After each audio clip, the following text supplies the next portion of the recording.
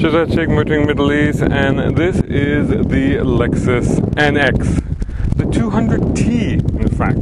The T stands for turbo because this has a 2-litre turbo 4-cylinder engine producing 235 brake horsepower at 4,800 to 5,600 RPM. That gives you also 258 pounds-foot of torque from 1650 to 4,000 RPM. That's good enough to get this thing from 0 to 100 in 7.1 seconds and up to 200 kilometers per hour.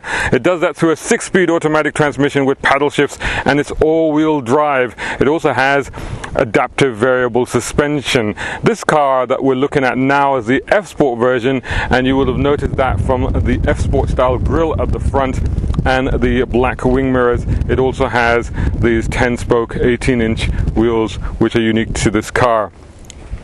So the NX starts at 160,000 dirhams for the Premier Edition, already pretty well equipped, and then you get the second one, which is the Platinum Edition, and that's 195,000 dirhams. If you go for the F-Sport versions of each of those cars, then it's 180,000 and 205,000 dirhams respectively. So let's have a closer look at this. Let's start with the boot, see how much space we've got in there. Forgive the wind noise, a bit windy today, we're +3. Fortunately, not too much sand. There is a remote release for that as well, so I could have done that from the key fob.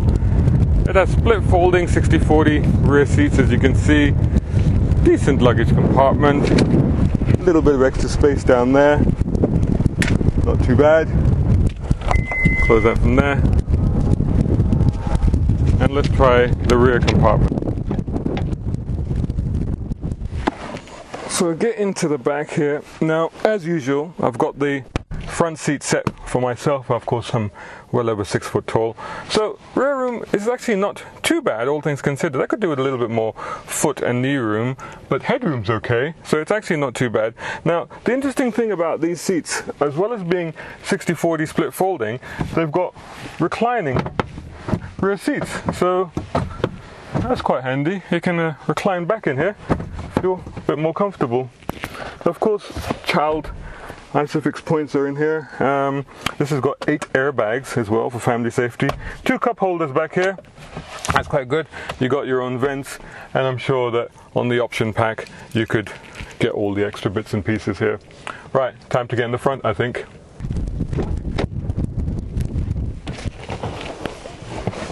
So here we are in the front of the car. I think the first thing to do, because it's a little bit warm, is start it up. Have a look at that. NX tells you what it is. It's always handy, isn't it? There up there you see the 4.2-inch display, and that gives you all the usual stuff that you can expect to have. So you can see, I hope you can make that out. You can see all the menus, radio, media and stuff like that. That of course is operated, of course it's got Bluetooth and Mark Levinson 14 speaker stereo in this thing. You can kick some tunes if you like, with your phone in fact, because they've got Bluetoothery and all that. Down here of course you've got your touchpad, which is how that operates. I don't know if you can see. And it's got feedback, so actually you can, as you're doing that, you can actually feel it happening there. This is the button for normal eco mode. Then you got this is eco mode. Then you push that, you get normal. It comes up here. Don't know if you can see that. Eco, back into normal. I twist it to the right, you get sport. I twist it again, you get sports plus. 6-speed automatic, as I said. You got CD player thing there. Now, a couple of things of interest down here. That, of course, is an armrest for your touchpad, which is quite a nice idea. Got 2 cup holders as well. Now, you also have a vanity mirror. How do I look? God, I look at my hair. It's terrible. What's happened? Because of all the windiness outside. Woo! How do you look?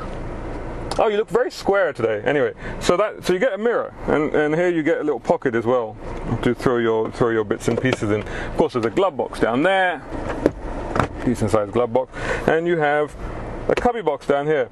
I'll have a look underneath the cubby box, and you can see the USBs. There's 2 USB ports there, plus a power point there and an aux point there as well. I've got my charging cable already installed. The interesting thing though is this thing here, this plate. If I press this button, that comes on, and then this magically charges electric stuff that you put on there. I have no idea how it does that. It's some kind of voodoo, black magic, I don't know.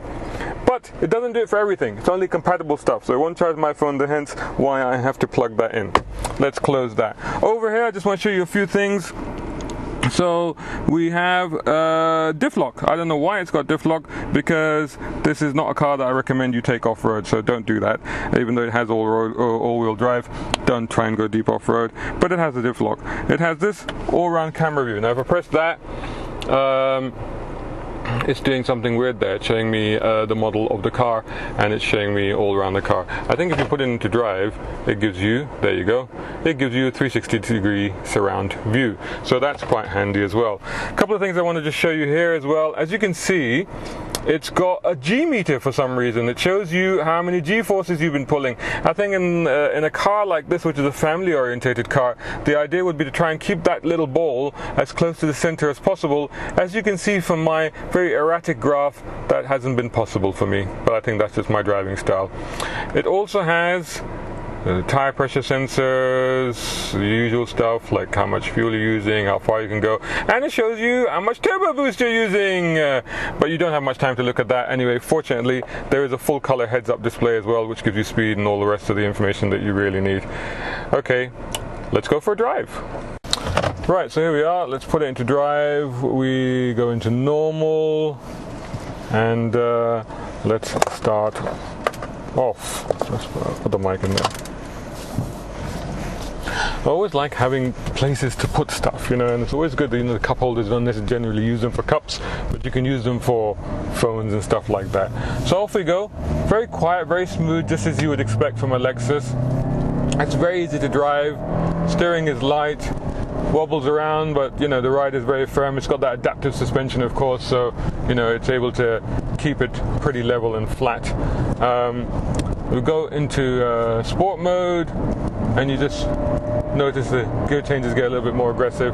Honestly speaking, I can't notice the difference between Sport and Sport Plus too much. But then I haven't taken it on a hard run or a hard drive, though honestly speaking, I don't think this is the sort of car that you would want to do that with anyway. Having pushed it around a few corners, I've noticed of course it does have a little bit of understeer, which is what you would expect from a car like this, which is all-wheel drive, but it has, you know, variable torque between the front and the rear.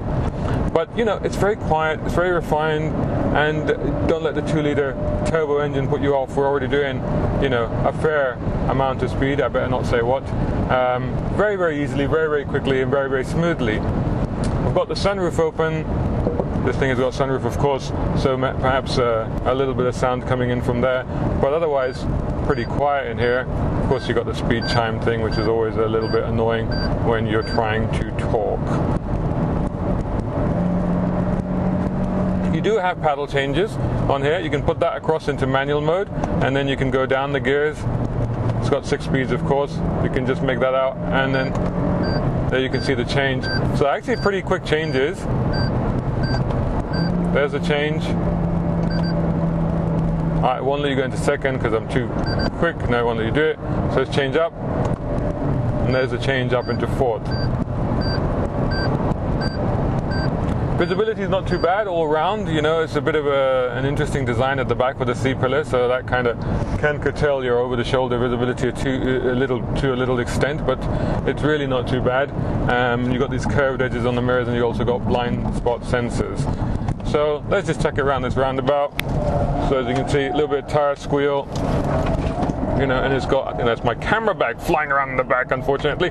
So, you know, but grips fairly well. But there is definitely a little bit of understeer, though enjoyable enough to check around.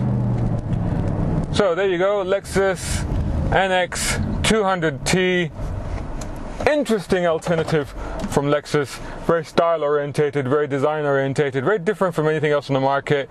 If you want to stand out, you want to be a maverick, and you want something that's great quality, great for the family, and not bad to drive, have a look at this car. Full review, motoringme.com. Thank you.